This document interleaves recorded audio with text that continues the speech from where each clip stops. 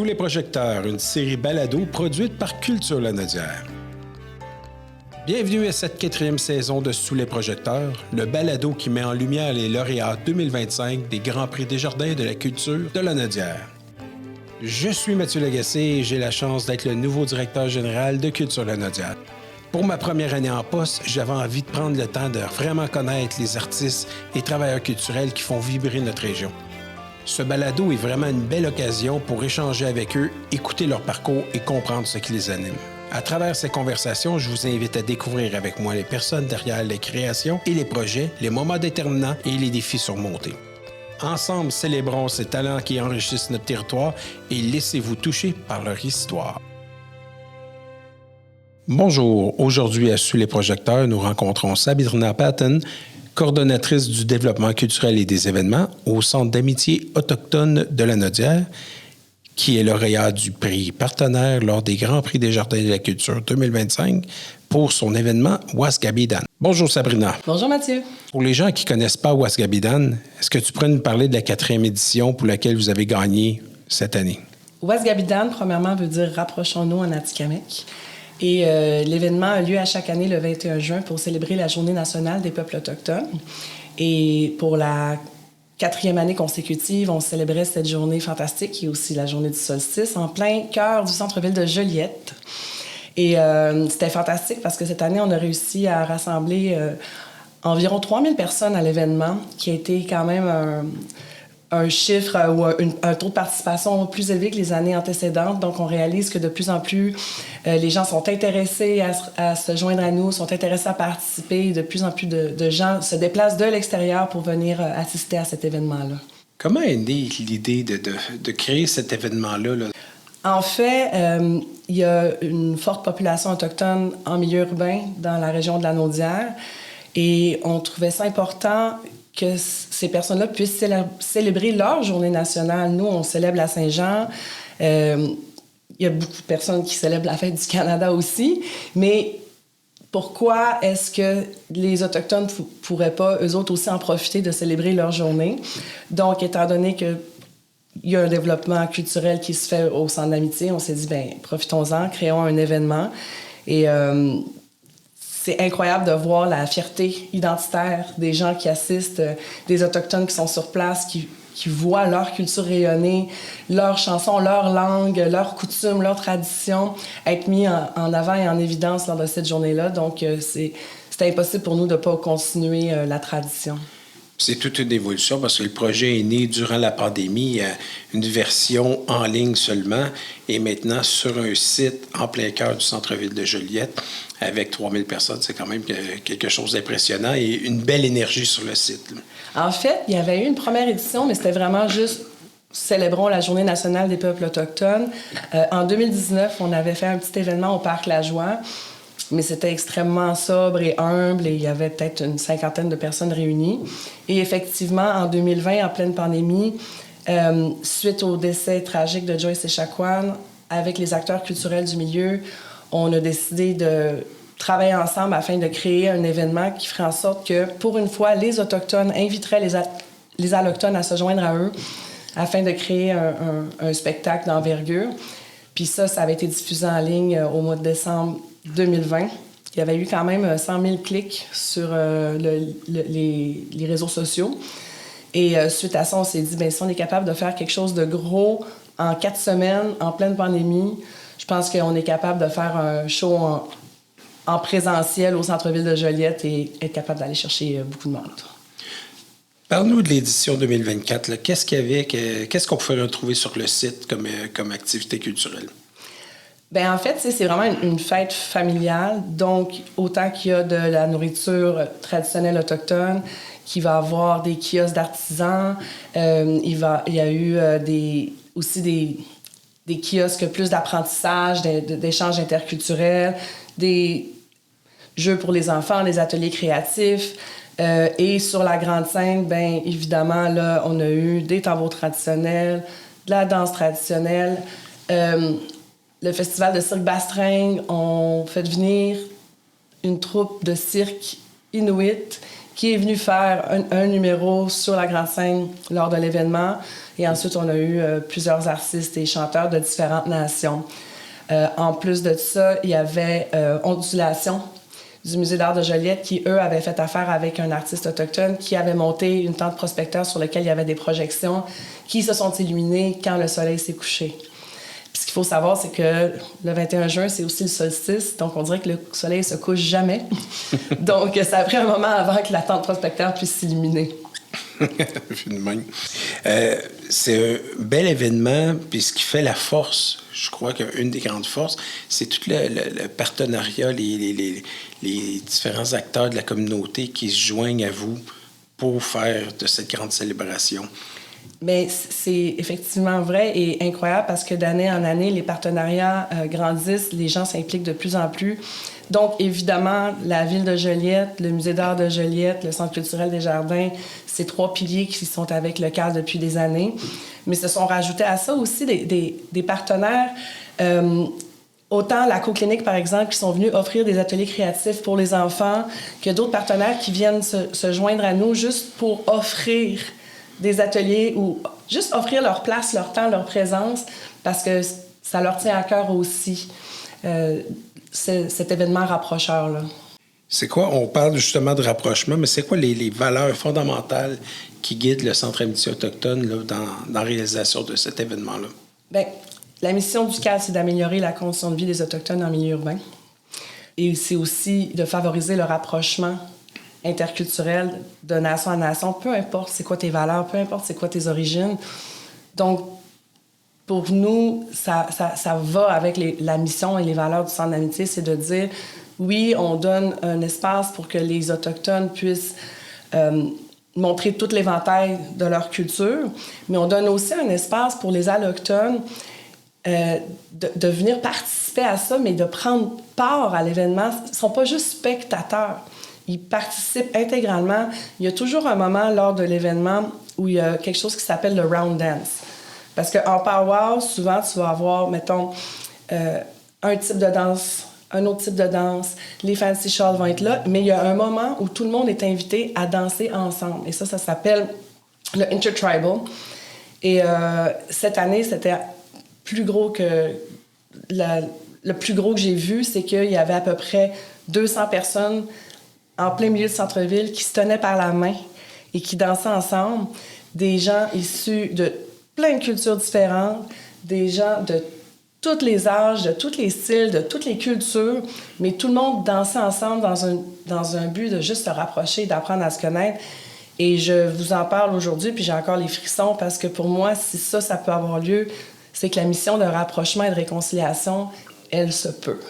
Ouaskabidan, dans le fond, c'est un grand événement de fierté pour toute la communauté, peu importe les origines, et c'est un rassemblement pour être ensemble, tout le monde. Tout à fait. Rapprochons-nous. On parlait de partenariats tantôt, que vous travaillez avec toute la communauté. Comment ces partenariats-là ont évolué au fil des années? Il y a des partenariats qui ont évolué dans le sens qu'ils se sont solidifiés. Et il y a des partenaires qui se créent aussi de jour en jour. Ce qu'il faut savoir, c'est que, tu sais, on est le Centre d'amitié autochtone de Lanaudière, pas juste de Joliette. Donc, nous, on couvre la région de Lanaudière au complet. Donc, il y a eu certaines éditions où, par exemple, l'Espace culturel de Repentigny sont venus donner des ateliers pour les jeunes. Et je trouvais ça fantastique de voir qu'une autre municipalité vienne dans un événement de la ville de Joliette pour participer à quelque chose qui est complètement inclusif. Parce que le but, c'est de toucher toute la région. Et plus ça va, plus les gens sont intéressés, plus les gens nous appellent, plus les gens viennent cogner à notre porte pour dire qu'est-ce qu'on peut faire, comment on peut participer aussi. Donc, moi, j'ai l'impression que ça va continuer à évoluer.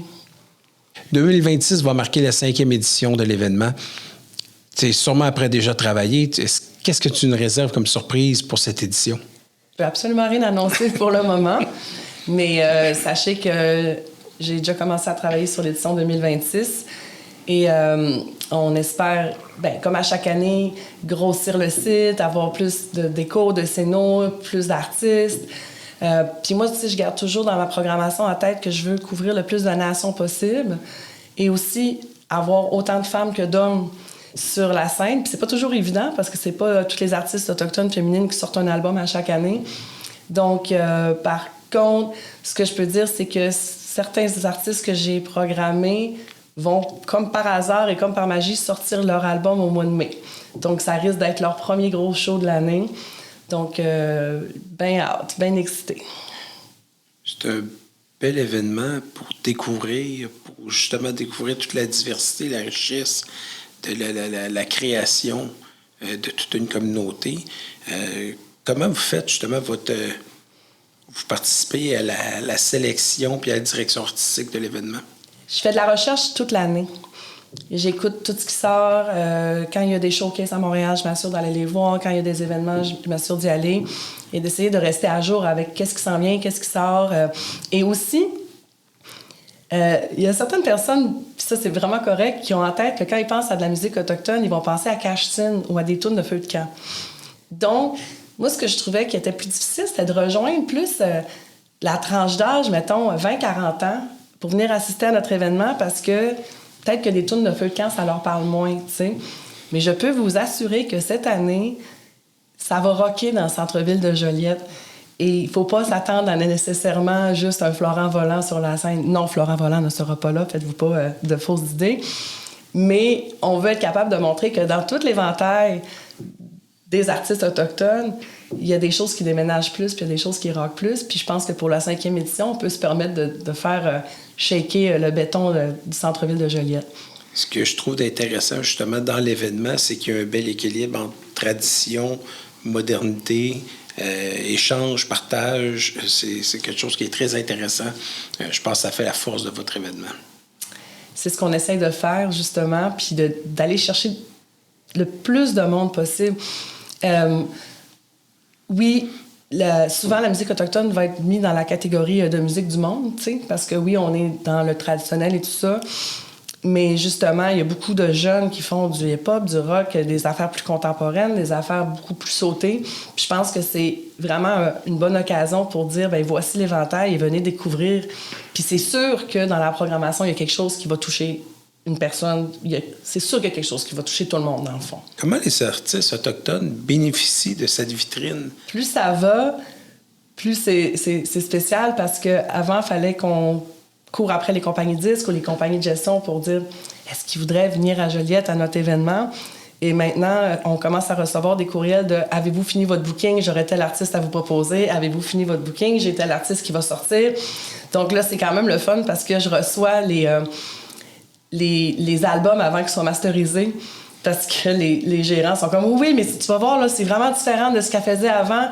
Écoute, là, tu vas voir, Joliette va aimer ça. » Donc, tu sais, mis à part le festival Quake qui a lieu à Québec, on pourrait dire que l'événement Ouasgabidan se situe dans un des plus gros événements pour la Fête nationale des peuples autochtones au Québec. Donc, on sait qu'il y a des artistes qui aiment ça revenir année après année. Je pense à Marie-Céline Heinisch, qui est une danseuse de cerceau et une danseuse de Fancy Charles. Puis elle vient de Gatineau. Puis elle a dit, moi, tant que tu m'engages, je veux être à Joliette. Donc, ça veut dire que les artistes aussi apprécient énormément l'accueil et la dynamique et la vibe qu'il y a à Joliette le 21 juin.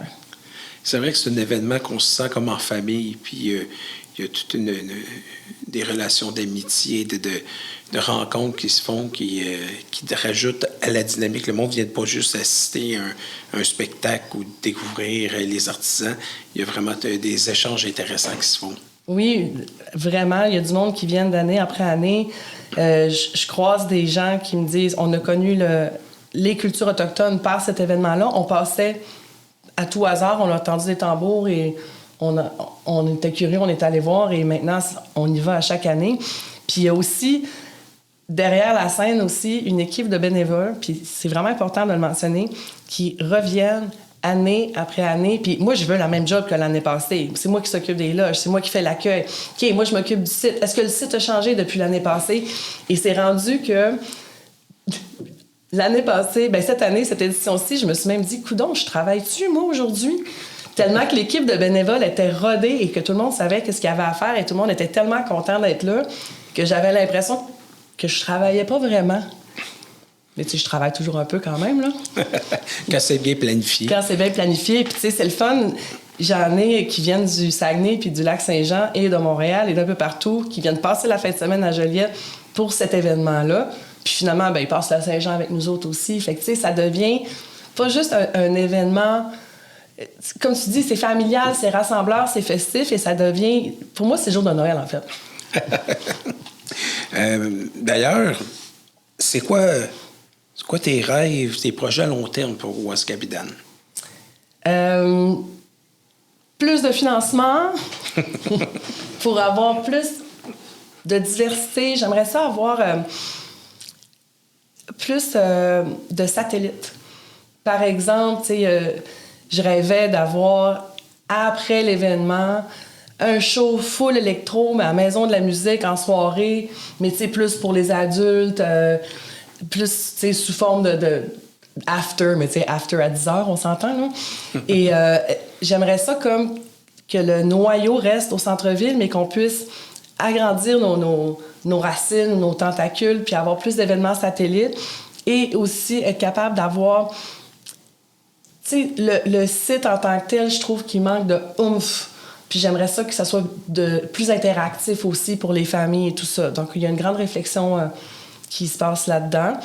Mais le rêve ultime, c'est que ça continue, puis que ça continue dans le temps et que ça soit vraiment quelque chose qui va de soi.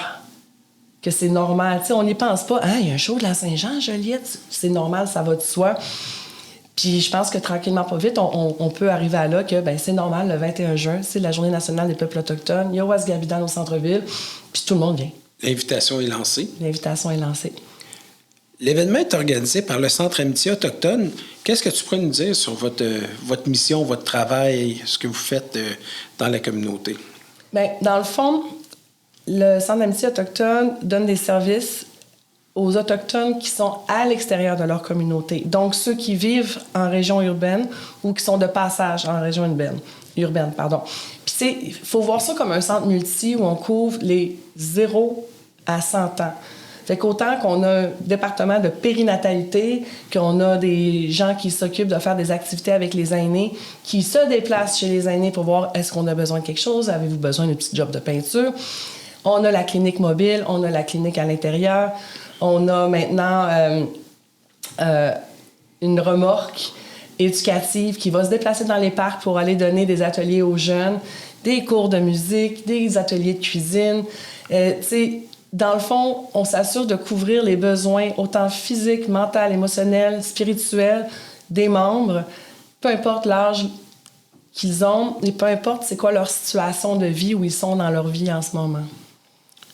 La mission est très large, vous en faites beaucoup, de tous les aspects de la vie. De tous les aspects de la vie. En 2018, quand j'ai commencé à travailler là, on était 12. Et cette semaine, on est rendu 42 employés. Ça commence à faire beaucoup de monde. Ça commence à faire du monde. Et bien occupé, très dynamique dans vos programmations, vos différentes activités. Donc, 2026, ça va marquer la 5e édition, mais c'est aussi une année particulière pour le centre. 2026 sera le 25e anniversaire du Centre d'amitié autochtone.